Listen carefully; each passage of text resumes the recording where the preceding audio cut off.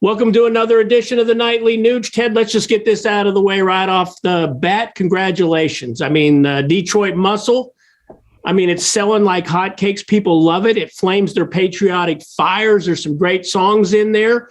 And you have generously given some signed vinyl to, if you go to huntthevote.org, sign the pledge. Say that, hey, I am not going to set this midterm election out. I'm going to go vote for whatever the office is, school board, Congress, Senate, state legislature. It doesn't matter. Go to huntthevote.org, hit the promo. They call it a Patriot code, TNN USA, the Nightly Nuge USA, TNN USA. Every day this week, we're going to draw some winners at random and send some Detroit Muscle. Ted? Congratulations on the sales of that just complete badass new album. Well, thanks. I'm still inspired by the mighty Motown Funk Brothers. And again, I got to rave about my unbelievable grinding rhythm section of Jason Hartless and Greg Smith. But a big thank you to everybody out there that still loves piss and vinegar music, that defiant music, middle finger on fire, fun, sexy, grinding, American, hell-raising music. Detroit Muscle is really making an impact. And I've been at this a long time, but I'm so lucky. I've always emphasized, Keith, that I've been clean and sober my whole life. You gotta respect your gift of life from God, the sacred temple. I just don't put trash into my sacred temple. And the energy that Jason and Greg and I create with this music, you'd think it was a couple of horny guitar players in a garage in 1957 experimenting with Chuck Berry music, but there's a vitality and an essence to that very uppity, and again, the word defiant. You'll never hear a defiant piece of music from anybody over in Spain or Germany or France. And God knows there's some great musicians over there, but they were all inspired by Chuck Berry and Bo Diddley and Little Richard. They were all inspired by Detroit Muscle, the Motown Funk Brothers, Mitch Ryder, the Detroit Wheels, Grand Funk Railroad, the MC5, the Amboy Dukes. Today with Kid Rock, there is such a vitality in the music that we all love, and Detroit Muscle has delivered that. But Keith, I got to tell you, it's a direct result of the reciprocity from 6,768 concerts. I've done 6,700, my 6,768th concert was last Friday night in Panama City Beach, Florida. And the energy from my audiences, my God, the grins and the fists and the dancing and the beautiful girls, the inspiration is unlimited. So thank you, everybody, for supporting my music, because I am you. I just play guitar. You are me. We are working hard, playing hard, American shit kickers, rock solid in the asset column, being the best that we can be. And that's what this music represents. So thank you, everybody, for supporting it all these years.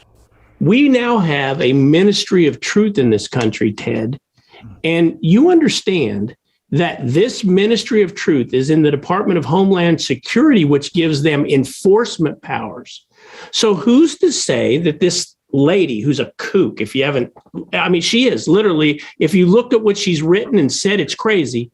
What's to stop her now from going to Detroit Muscle, going through your lyrics and concluding that they're not only not true, but they're a threat to America? And that can happen. If you have a ministry of truth, if you don't believe me, do your homework, folks, and go back and look at what happened in Nazi Germany when they had a ministry of truth.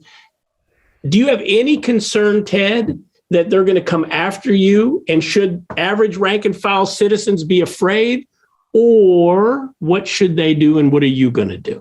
A couple of very important points in response to that, Keith. Number one, when we played Come and Take It live for the first time in Panama City Beach last Friday, the song just instinctively morphed into Come and Take It. And all of a sudden, Greg and I started saying, Let's go, Brandon. And the next verse went, Biden. It's turned into a love song of unrivaled dimensions. But let's go back to my celebration of the 200th anniversary of the American Revolution. Spontaneously, I picked up my guitar and I sang a song called Storm Troopin'. In the early morning hours, there's a din in the air, mayhem on the loose. Remember, I'm from Detroit. I've seen the riots. I watched the Democrat convention in Chicago. I saw the lie of the Vietnam War. I saw how Eisenhower and Kennedy predicted that the biggest threat to freedom and mankind was the CIA. President Eisenhower and John F. Kennedy. I wasn't really politically knowledgeable, but I was starting to pick up certain independent licks. So in the early morning hours, there's a din in the air, mayhem on the loose. Stormtroopers coming, you better be prepared, no time to choose. They're coming up your streets, jackboots stepping high, you gotta make a stand. They're looking in your window and listening to your phone. Keep a gun in your hand. You might want to fact check or ministry truth that. You communist America-hating monsters. This ministry of truth is infested with criminals and oath-violating anti-Americans. The very concept of a ministry of truth trampling the First Amendment is the enemy of America. This administration is creating bureaucracies that are clear present enemies of America. So my friends, no, I'm not afraid of them coming and investigating me. I want them to be afraid of me coming and investigating them. Because here on the Nightly Nuge and as an experimenter in self-government, I'm investigating you, Joe Biden. I'm investigating you, FBI. I'm investigating you, Ministry of Truth, because you're a threat to the American dream. You need to reread your oath, raise your right hand, and put your hand on a Bible and repeat your sacred oath to the U.S. Constitution, because right now you're violating it. And that's treason. And we know what kind of degree law-breaking that is. So I'm putting you on notice, bureaucrats. You're the bad guys. And we, the people, have about had enough. And we're going to try to do this peacefully in the midterms because the American dream is best embodied by Martin Luther King Jr. We are nonviolent and we do not believe in violence.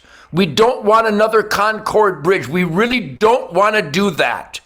So we're going to vote in conservatives and constitutionalists this year and hopefully start arresting the treasonous oath violators that currently infest my government. What a treacherous, sad, heartbreaking time this is, Keith. But these words have iron.